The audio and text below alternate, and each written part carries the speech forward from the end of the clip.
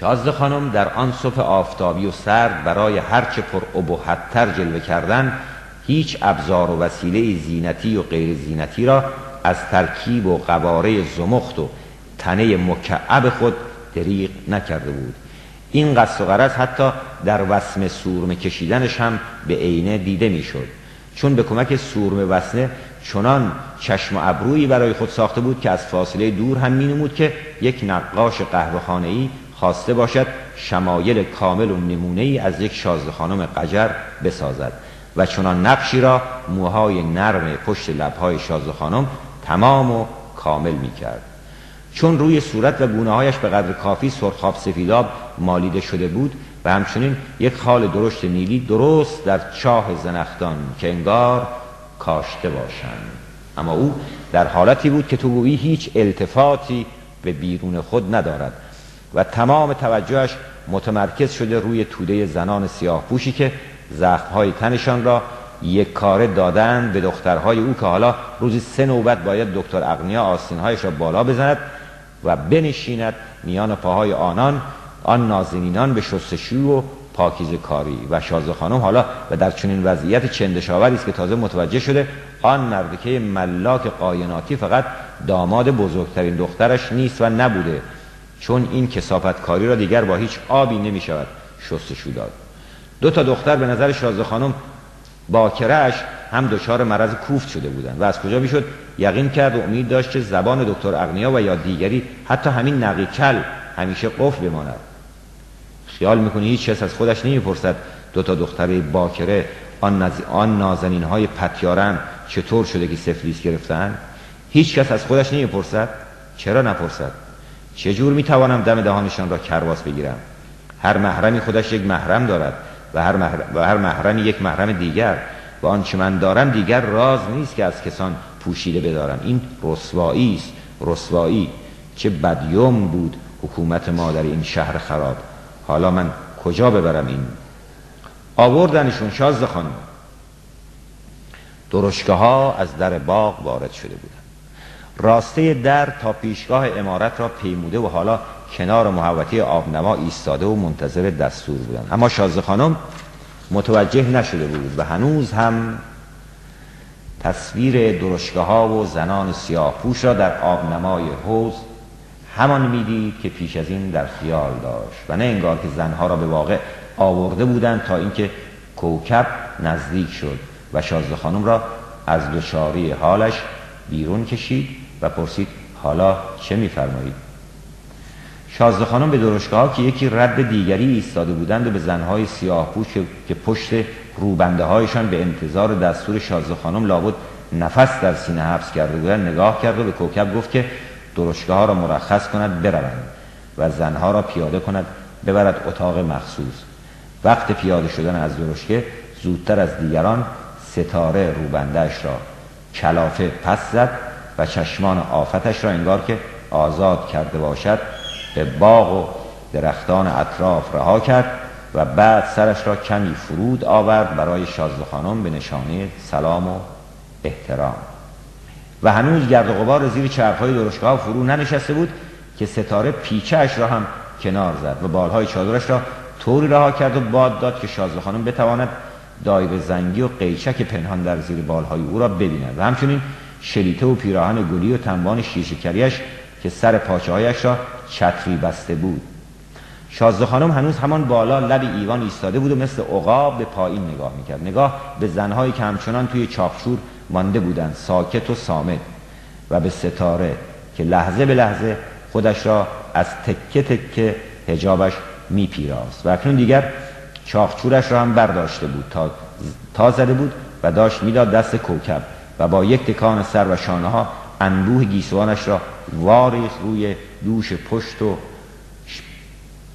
و پشت و پستانهایش که دل شازده خانم را پر کرد از غبطه و نفرت. و این نکته بود که آن زن 30 ساله و بالغه اندکی دیرترک دریافت و آن لحظه بود که حس کرد دلبری ها و شوق بخشی هایش در حضور شازده خانم انگار که با دیواری از سنگ برمیخورند و وامی گردند به خودش، چنان که آن زنی که پت و پهن سرد و ساکت ایستاده بود و با چشمهای درشت و پرسفیدیش خیره شده بود به او و این لحظه بود که ستاره رو کرد طرف کوکب تا مگر پاسخ سراپا سؤال خود را از چشمان کبود کنیز خانه بگیرد که نشد و کوکب روی گردانید و شازده خانم هم مجال بیشتر نداد و همچنان سرد و آرام راه افتاد طرف پله های از دست چپ پله ها.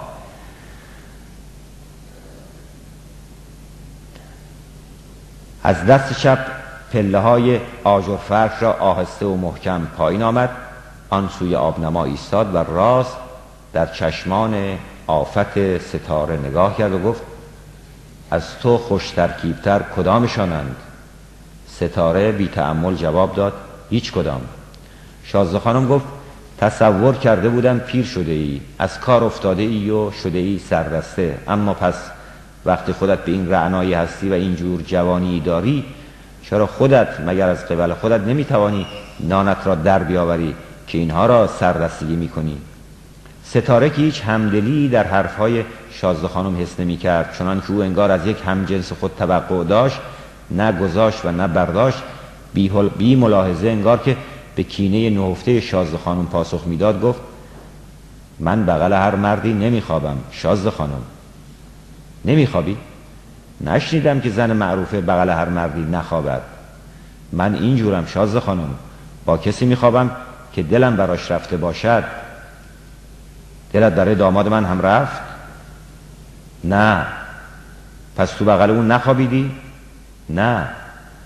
من از کهنه زنبازها خوشم نمیاد. اونها هیچ چیز زن رو نمیفهمن، فقط میخوان خودشون رو راحت کنن. من هم زنم. مردهایی که زن رو میفهمند دوره جنده بازیشان خیلی طولانی نمیشود. اونجور مردها زود متوجه میشوند که باید عاشق زنی باشند، برای همین میروند پی یافتن همچو زنی. اما داماد شازده خانم از اینجور مردها نیست، تا دیدمش شناختم. پس کی بغل او خوابید؟ ستاره به ردیف ایستاده زنان سیاه پوش نگاه انداخت و جواب داد میر سیف شما بغل هر هشتاشون خوابیده، اون هم نه یک بار. کدامتان مریض بودی؟ سفلیس. کدامتان سفلیس داشتی؟ زنها که انگار توی چادر و چاخچور هم سرهایشان پایین بود جوابی نداشتند که بدهند و این را می‌دانستند که ستاره به جایشان جواب خواهد داد. او هم جواب داد پیش از آن که میرسیف به شهر بیاید هیچ کدامشان، اما حالا همشان. خودت چی؟ ستاره هیچ نگفت و شازده خانم از اخم میان پیشانی او دریافت که بیشترین زخم را از این حرف بر دل ستاره نشانده است، به خصوص که سلامت و شادابی پوست چهره زن فریاد میزد که دچار هیچ مرضی نیست.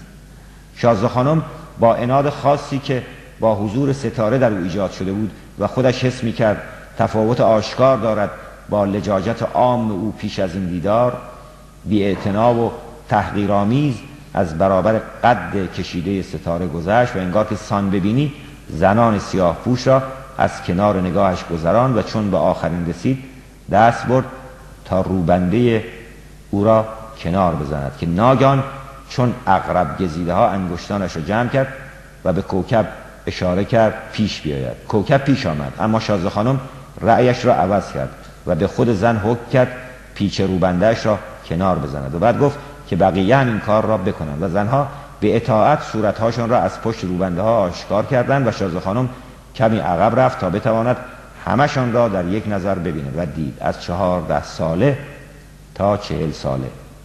رو گردان و به کوکب گفت یکی یکی ببرشان رخت عوض کنند، روبنده ها را بیاندازید. روبنده ها پایین افتاد و کوکب بال چادر آخرین را گرفت، همان که 14 ساله میزد و او را برد طرف پشت عمارت و شازده خانم همچنان که مسیر آمده را بر میگشت طرف پله ها بیان که ستاره را مخاطب قرار داده باشد گفت رخت که عوض کردید از آن در میایید اندرونی، ساز و دنبکتان که کوک هست. و رفت بالا و همون جا که پیشتر ایستاده بود روی یک صندلی لهستانی که با روکش مخمل سرخ آراسته شده بود نشست، طوری که هم باشد و هم نباشد تا دیگر حرف سخنی در میان نیاید و باشد تا حضورش زنها را سر جای خود همچنان میخکوب وا بدارد. و در نشستنش هم جوری خود را روی صندلی جابجا کرد که نگاهش طرف زنها و به خصوص مواجه با نگاه ستاره نباشد. با وجود این شاید بعد از بردن 5مین زن به سوی عمارت بود که ستاره خودش را جابجا کرد، توجه شازده خانم را برانگیخت و به او حالی کرد که دامادش میرسیف تازگی ها شروع کرده است به خریدن دختر بچه های خردسال، هر دختر به 5 قران. و چون 7مین زن را بردن طرف پشت عمارت، ستاره گفت انگار خیال دارد تمام شهر را ناخوش کند دامادتان شازده بانو. که شازده خانم فقط برگشت و نگاهش کرد، دندان قروچه رفت و ستاره دید که سفیده چشمهای زن وقی آشکارتر یافتند و بعد از آن لبخند پرتزویری زد که پاره ای از لثه هایش را نمایان ساخت و تن ستاره را لرزاند. دلهره‌ای که او مجال بروز نمیدادش کم کمک به هراس بدل شده بود و ستاره دیگر